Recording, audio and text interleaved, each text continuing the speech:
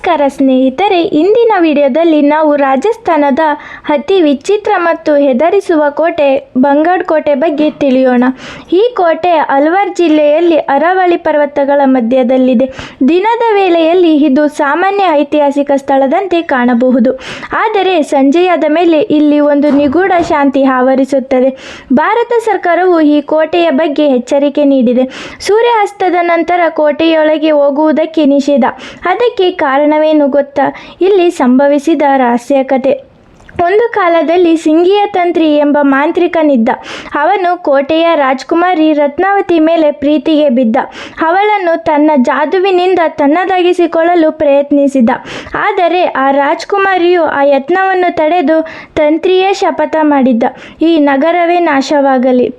ಅಂತೂ ಕೋಟೆ ಮತ್ತು ಅದರ ಸುತ್ತಲಿನ ಊರುಗಳು ಒಂದು ರಾತ್ರಿ ಪತನವಾದವು. ಜನರು ನಾಶವಾದರು, ಕೋಟೆ ಖಾಲಿಯಾಯಿತು. ಇಂದಿಗೂ ಸ್ಥಳೀಯರು ಹೇಳುತ್ತಾರೆ, ರಾತ್ರಿ ವೇಳೆ ಕೋಟೆಯೊಳಗೆ ನಿಗೂಢ ಧ್ವನಿಗಳು ಕೇಳಿಸುತ್ತವೆ, ನೆರಳುಗಳು ಕಾಣಿಸುತ್ತವೆ ಮತ್ತು ಕೆಲವೊಮ್ಮೆ ಸುಗಂಧದ ಪರಿಮಳವು ತೇಲುತ್ತದೆ. ಕೆಲವರು ಆ ಧ್ವನಿಗಳು ರಾಜ್ಕುಮಾರಿ ಮತ್ತು ತಂತ್ರಿಯ ಆತ್ಮಗಳೆಂದು ನಂಬುತ್ತಾರೆ. ಇಂದಿಗೂ ಕೋಟೆಯ ಒಳಗೆ ಯಾರೂ ರಾತ್ರಿ ಕಳೆದಿಲ್ಲ, ಪ್ರಯತ್ನಿಸಿದವರು ಮರಳಿ ಬರಲಿಲ್ಲ ಎಂಬ ಕಥೆಗಳು ಹರಿದಾಡುತ್ತವೆ. ಬಂಗಡ್ ಕೋಟೆ ಕೇವಲ ಒಂದು ಕಟ್ಟಡವಲ್ಲ, ಅದು ಭಾರತದ ಅತ್ಯಂತ ರಹಸ್ಯಮಯ ಸ್ಥಳಗಳಲ್ಲಿ ಒಂದಾಗಿದೆ.